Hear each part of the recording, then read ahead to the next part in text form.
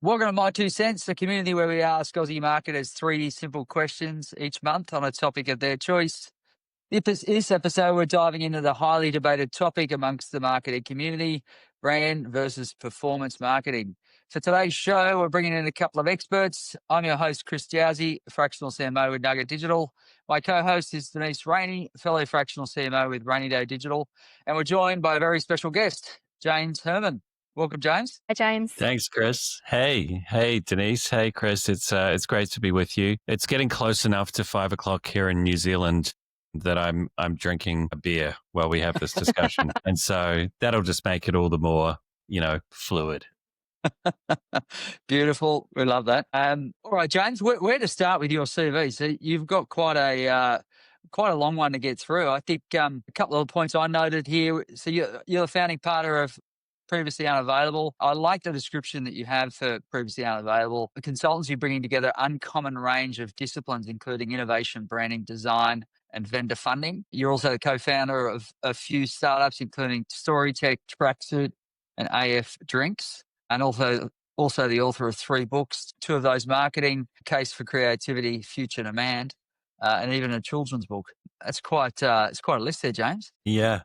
No, I grew up in the advertising industry, and I think you get very used to working across lots of different projects and delving into lots of different areas. And I think I really love that. So I've just kind of kept doing that. And so, now I sort of divide my time between the venture capital funds that we run here at Previously, the venture studio business, which creates companies mostly in the marketing technology space, and the partner companies that we invest in and develop strategy and brand and design for, and also my other life as a marketing effectiveness expert, which takes me all over the world, talking to and consulting to companies on how they can improve the effectiveness of the marketing and advertising that they do. Yeah, that's great. I think what caught my eye, I think, was you've had this kind of solid career in the marketing effectiveness space, obviously working with big global brands, and then it looks like you've really kind of taken that into the startup space, as you said, like whether it's kind of helping a lot of these startups from a marketing effectiveness standpoint or a bit more broadly. What kind of drew you to the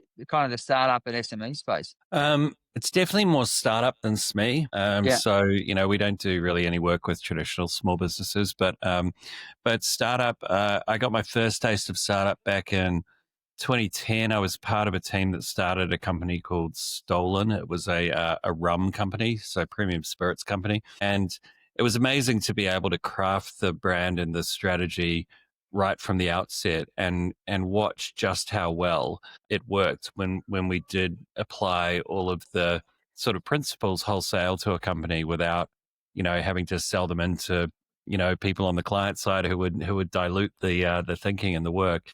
And so that was very successful, and I love that experience. And so over the course of developing Previously Unavailable, we kind of figured out a way to work with more startups in a way that they could afford to work with us more on an equity basis than a cash basis, and built a big portfolio, and then started developing our own companies and really doing that mostly in the MarTech space. Mm-hmm. Kind of applying a lot of that knowledge that we've gathered over a long period of time and combining that with technology and producing products that help marketers be more effective in their work, measure that better, and sort of get more done with less, which is obviously, the perennial question in marketing. How do we do more with less? And so, our companies are hopefully part of the answer to that. Yeah, very good. Leading on to that idea about doing more with less, one of the surprising things that I read about Storytech, and given that I guess the goal there was to find an affordable way to create world-class brand stories for SMEs and startups, was that you kind of struggled to find a market fit for what you were offering with Storytech. I'm really keen to know why you think that is, what you've learnt about the way SMEs and startups view branding through this process. Yeah. I mean, Storytech is my sort of probably biggest failure, really, along the way. And so the product, which was really conceived from that issue of, a lot of smaller, younger businesses need really robust brand strategy, but it's completely unaffordable to them. So So Storytech was basically, if you imagine being in a workshop with me for a day, but it's a recorded version of me rather than the live version of me. And so you can spend a day with me kind of working through all the elements of a good brand strategy and sort of getting to the end of the day with something down on paper, which really expresses what's at the heart of your brand. What I found, I think, was mostly that, for people to set a day aside, take a day out to do sort of a process that felt sort of, I guess, a little bit like unknown, or it's difficult to know exactly what the outcomes were. It's quite difficult to platform that digitally, far more difficult than it is to get in a room with someone and have them believe that the outputs are going to be good ones. I think also pricing, like learned a lot about pricing over the years, and that was actually priced too low. It's kind of one of those funny things that pricing is a signal of quality a lot of the time, and we really wanted to make it very, very universally accessible and priced it at like $500. And the outtake from that was, unfortunately, people thought it might be not so great. So yeah, a lot of learnings with that one. We kind of never found product market fit, shut it down after about a year, but took a lot of the learnings from that into the companies that we've done subsequently, which have been enormously successful. So you've got to have those kind of, as an entrepreneur, those stepping stones along the way where you get punched in the face a few times, and that makes you a whole lot better the next time around. Okay, we'll jump into this month's question survey. So we asked Aussie marketers 2 questions around this topic of brand v performance. The first question was asking around their marketing budget allocation between brand v performance investments. And there's definitely a slant between performance. So, the majority over 60%, greater than kind of 60% investment in performance. So definitely leaning in that direction. I would have thought there'd be a bit more of a balanced approach. So yeah, a little bit surprised. Yeah, interested to know what your take is, James. I'm not at all surprised. This is unfortunately the state of play at the moment, which is brands are investing. Really over-investing in performance and under-investing in brand. So we know from now so much data that's been collected from organizations like the IPA in the UK, analytic partners using both US and global data, and even going right back to the 1990s when there was a guy called Peter Kim who worked with the PIMS database in the US to study the kind of optimal split between investing in brand building and investing in shorter term, whether that's sales activation, sales promotion, performance marketing, whatever name it's been given over the years. And the optimal mix is always a little bit more brand than performance, basically. And what we know, especially from the econometrics work that analytic partners have done, is when you have a shift to, like, particularly the top 2 bars there, 80% plus, 60% plus on performance, you are absolutely destroying future value in your company. You will be seeing a significantly lower overall marketing ROI than you would be seeing with a better mix. And so this is kind of what we know from all of the modeling is that there's at least 61% of businesses in this chart who will absolutely be seeing much poorer results in the short term, and vastly poorer results in the long term. They won't be growing market share. They won't be competing. They might be seeing sure that our ongoing cash flow needs are being supported adequately and returning what they should. And so it's really not a case of kind of brand or performance. It's how the two work together. They operate over different time spans, and they it's a bit like you invest in bonds. If you switch to sort of talking about how we invest in other things, if you're a portfolio managing a portfolio, you'd invest in some bonds to drive short term kind of liquidity, and you'd invest in some equities which drive much longer term returns. And you sort of balance those things in the right way. So unfortunately, this chart doesn't surprise me at all, because this is what everyone's doing. It's it's a very sort of pernicious kind of cancer in the industry at the moment, that we lean so hard into performance, because we just know from study after study after study that the results of doing so are anywhere between just simply quite poor to catastrophic. James, the results don't surprise me, having worked with big companies and medium-sized companies and small companies as well. It's whenever there's any kind of pressure to constrain budgets, it's usually brand that gets squeezed first of all. And my feeling is that people are reluctant to constrain their performance marketing budgets, because it's one area where they feel that they can demonstrate the results. They can go to their manager, or they can, go to, whoever else they're working with, their agencies and things, and say, well, we're not going to get rid of this because we can see the value, which is a little bit unfortunate, because I don't think that people have invested enough, I guess, time and energy in really understanding the benefits of both performance versus brand. Yeah, I mean, it's like, performance, yes, does show up in the immediate term. And so it feels like we can, show a result and add some credibility to what we're doing. And it seems very sensible. It's like when we're depressed drinking, right? We definitely kind of feel a nice lift in the short term, but then that just makes us more depressed in the future, right? And so it's the same thing. Like, yes, performance delivers some short-term results, but it doesn't return nearly the results over the slightly longer term. I'm not talking like years and years and years. I'm just talking like, 24 months than you would if you've got that balance right. So, I mean, it really stems. It's not really, sometimes it's marketers getting this wrong. Sometimes it's others in the business who, are really, putting pressure on the business to, hit its short-term earnings requirements and all the rest of it.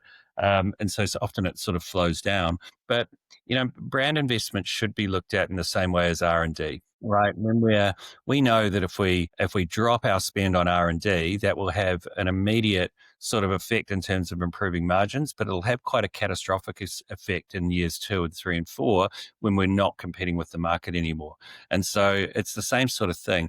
What's kind of the real problem is that we can capitalize R&D investment. It's not an operating expenditure, and we cannot capitalize brand spend. So because we view it as an operating expense, we view it as a cost to be managed down, as opposed to something to be invested into for the longer term. So I'm kind of in favor of, if we could put brand investment on the balance sheet, it would be we'd be in a much better position.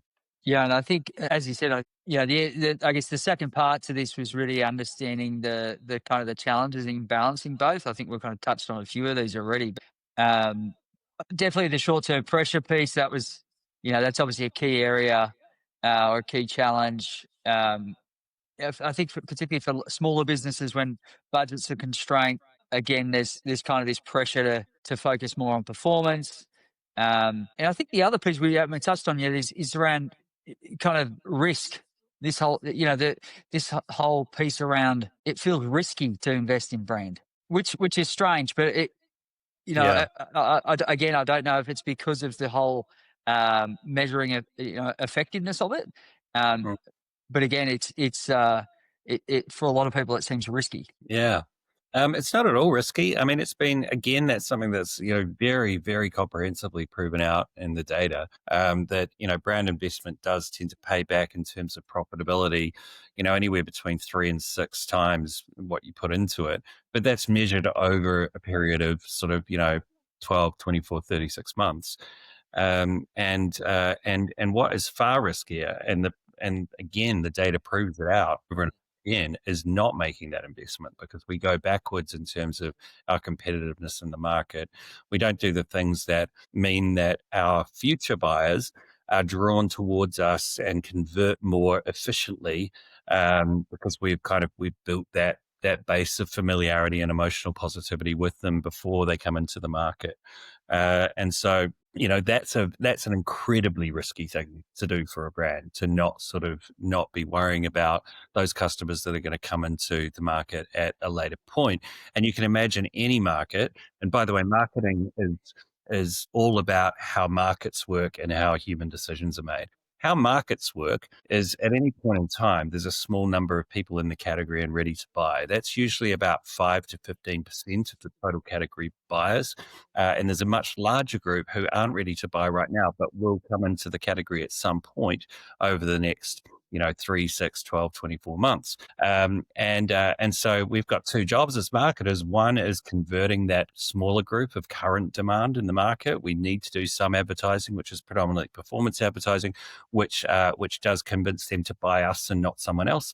And our other really important job is to build up familiarity and kind of emotional positivity among that much, much larger group of future buyers. So as they enter the category, they gravitate towards us, they spend more money on us.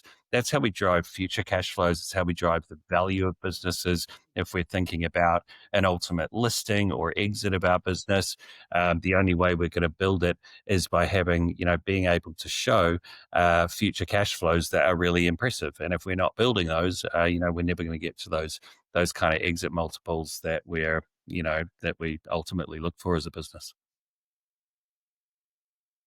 I wonder how many businesses and marketers just get themselves into trouble by grouping everything under kind of demand generation. And I know you've talked about previously, demand generation itself is a bit of a fallacy.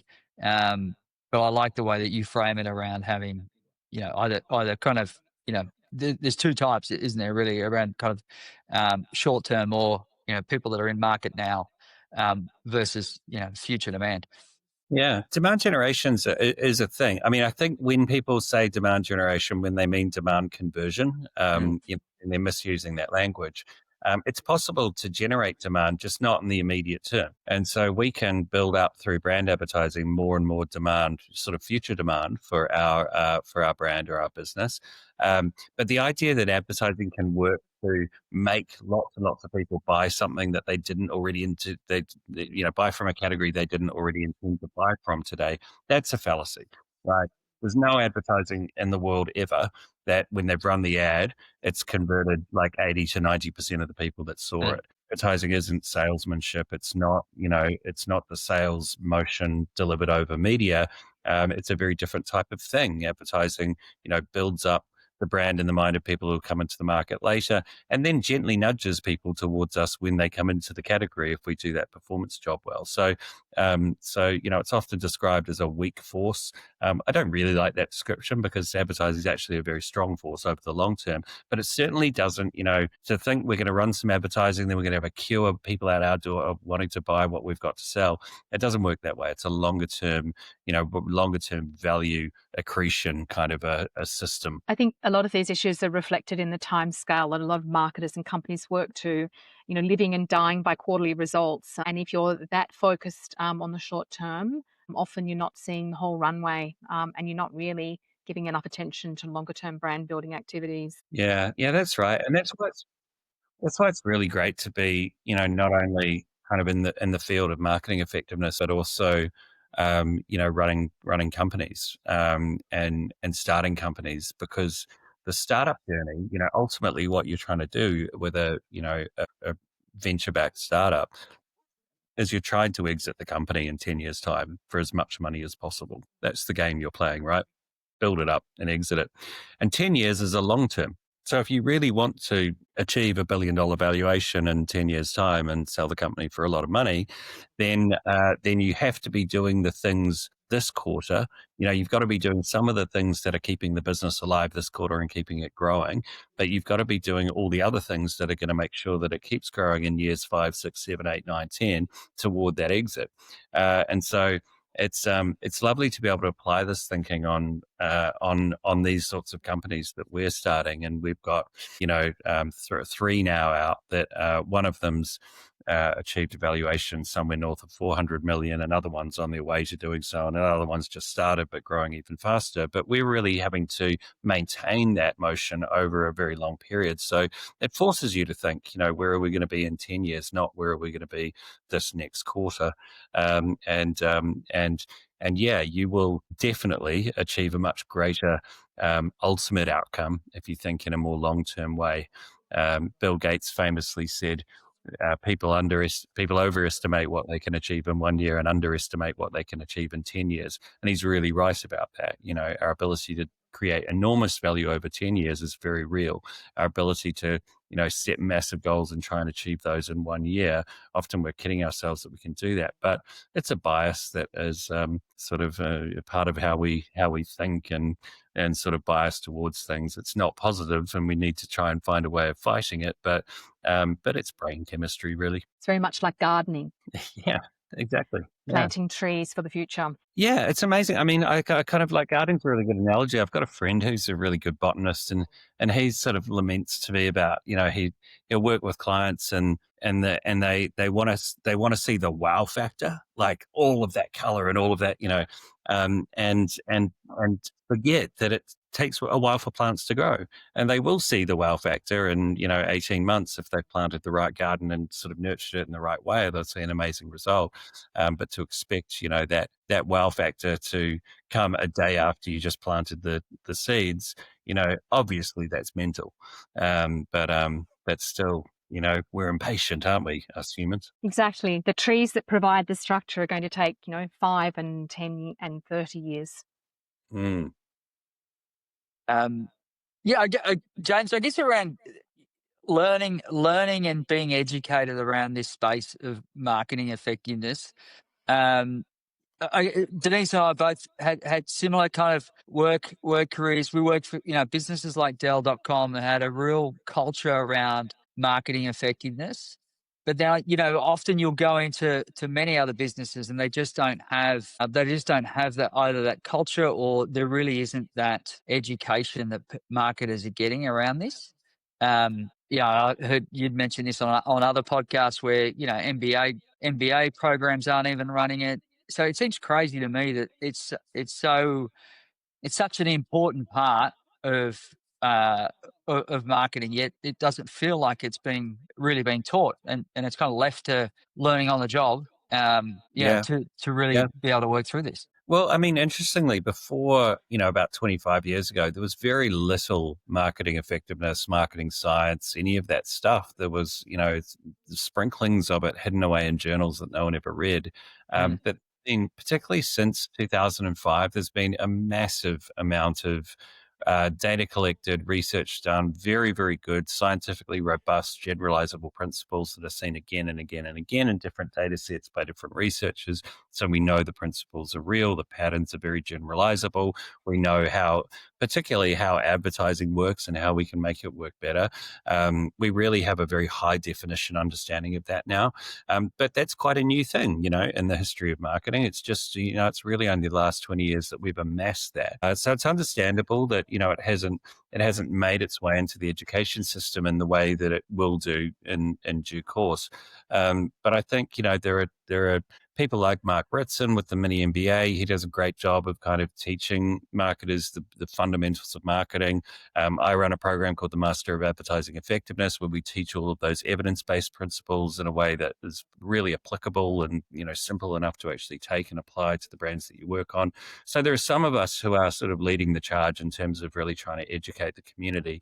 And I've no doubt it'll sort of filter through to the business schools over time, but they, such as academia, it tends to be a little slow on the uptake. Yeah, I've done some work in that tertiary education sector, and specifically looking at the curriculum of some of the degree and postgraduate degree programs, and even analytics for performance marketing. It's still perhaps the exception rather than the rule that many of those courses provide any kind of robust education around those topics. Certainly much less in terms of overall brand marketing effectiveness. And I don't think I've ever really seen anything that, looks at both of them in tandem, and gives, any kind of education about, how to run both programs at the same time and to work out what works. Yeah. And I mean, as I said, there's sort of a handful of us that are really trying to change that, because it's, you've both used the term brand versus performance a couple of times. It's not a versus at all. They do work brilliantly together if they're managed in the right way, and the investment is allocated to them both in the right way. if you hit that really good balance, you see much better performance marketing ROI, and you see much better overall marketing or advertising ROI when you do that. So it's really about kind of combining the two in the way that we've learned is the right way to combine them, and it's not difficult to do, and it always produces kind of much better outcomes. Fantastic. Well, we might drop a couple of links to a few of those courses in the show notes. James, I really appreciate you jumping on the podcast, mate. It was great to have a chat. My pleasure. Great Thanks, to talk. James. Great to meet you.